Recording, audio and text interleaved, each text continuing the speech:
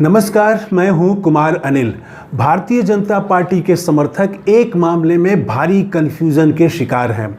बहुमत मिलेगा नरेंद्र मोदी जी को और भाजपा को, इस पर कोई कंफ्यूजन उनको नहीं है।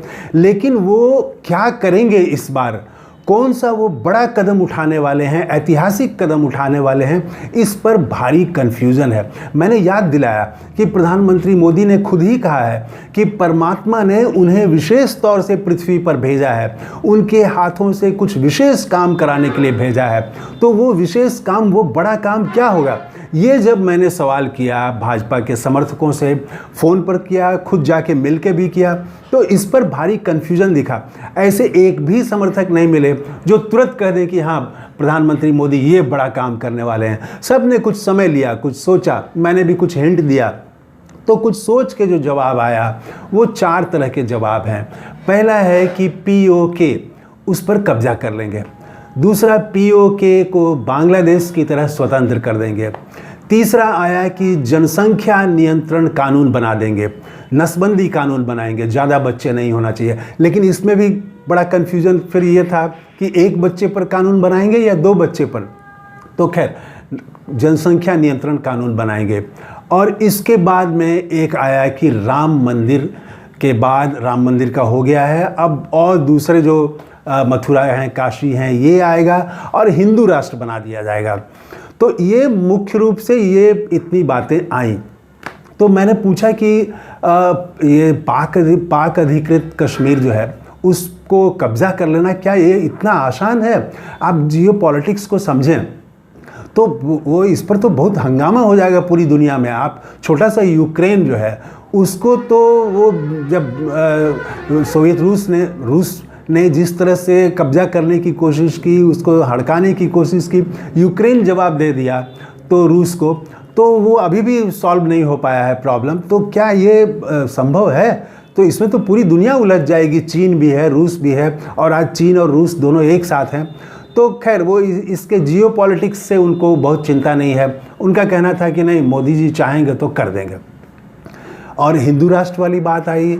फिर ये भी, हाँ, एक मत ये भी था कि सुप्रीम कोर्ट के बारे में भी एक टिप्पणी थी एक समर्थक की, लेकिन वो जिन शब्दों में थी उन शब्दों में मैं यहाँ नहीं कह सकता, कोर्ट की बात है। लेकिन सुप्रीम कोर्ट के बारे में भी एक समर्थक ने कहा कि मोदी जी ये काम करने वाले हैं। तो खैर, तो ये जो 3-4 तरह की बातें आई, तो मैंने बाद में पूछा कि क्या बेरोज़गारी, महंगाई पर कुछ करेंगे बड़ा काम? तो एक सिरे से सब ने इनकार किया।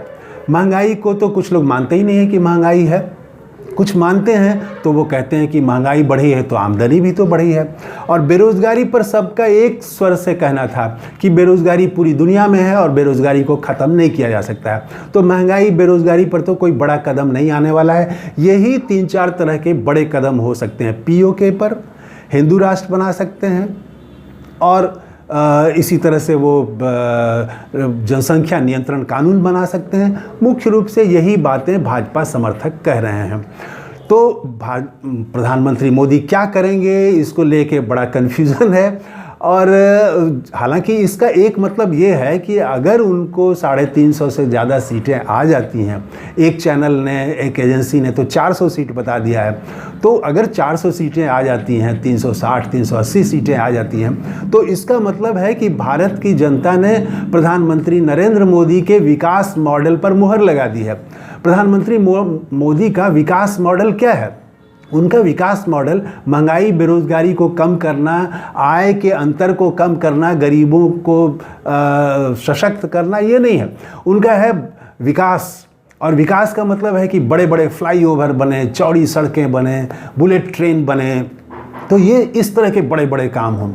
और बाकी इससे जो है, इधर रोज़गार और महंगाई, ये सबसे अगर असंतोष पैदा न हो, इसके लिए 5 किलो अनाज तो वो दे ही रहे हैं कि इस वर्ग को, एक बड़े वर्ग को जो गरीब और ज़्यादा गरीब होता जा रहा है, तो उसको 5 किलो अगर अनाज देते रहेंगे तो उसके भीतर असंतोष नहीं फूटेगा, तो कोई देश में अनरेस्ट नहीं होगा, कोई आंदोलन नहीं होगा, कोई हंगामा नहीं होगा, और देश जो है एक हिस्सा संपन्न भी होता जाएगा और एक हिस्सा गरीब रहेगा। लेकिन वो जो है वो, उसको 5 किलो अनाज मिलता रहेगा तो देश इसी तरह से चलता रहेगा। तो ये तो विकास मॉडल इनका इस पर मुहर लग जाएगा। हालांकि इधर जो है इंडिया गठबंधन ने दावा किया है कि नहीं, हमको बहुमत आ रहा है। और कल जयराम रमेश ने एक बड़ा आरोप लगा दिया। उन्होंने कहा है कि केंद्रीय गृह मंत्री अमित शाह देश के अफसरों को फ़ोन कर रहे हैं। इंडिया गठबंधन की कल मीटिंग हुई और उस मीटिंग में सारे नेताओं ने अपने कार्यकर्ताओं से काउंटिंग के दौरान सतर्क रहने के लिए कहा है। तो उनको कहीं ना कहीं ये आशंका है कि काउंटिंग में भी कोई गड़बड़ी की जा सकती है। तो खैर अब देखें, अब तो प्रधानमंत्री मोदी को बहुमत मिलता है, तीसरी बार वो आते हैं या नहीं आते हैं, इंडिया गठबंधन जीतता है या कौन जीतता है, अब तो कुछ घंटे बाद पता चल जाएगा। लेकिन प्रधानमंत्री मोदी अगर बनते हैं फिर से तीसरी बार, तो उनके समर्थक बड़ा कन्फ्यूज़न में हैं कि आगे वो क्या करने वाले हैं। इससे पता चल, हाँ, इसमें सब लोगों ने एक बात जरूर कही, कॉमन बात जो थी कि कुछ न कुछ तो बड़ा काम करेंगे। पहला जवाब यही था।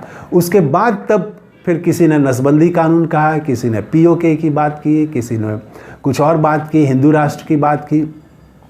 तो धार्मिक स्थलों के सौंदर्यीकरण पर काम कर सकते हैं, ये भी प्रधानमंत्री मोदी का मॉडल है। बनारस में जिस तरह से उन्होंने किया, अभी खबर आई है कि 33,000 पेड़ काटे जाएंगे उत्तर प्रदेश में कांवर पथ को क्लियर करने के लिए।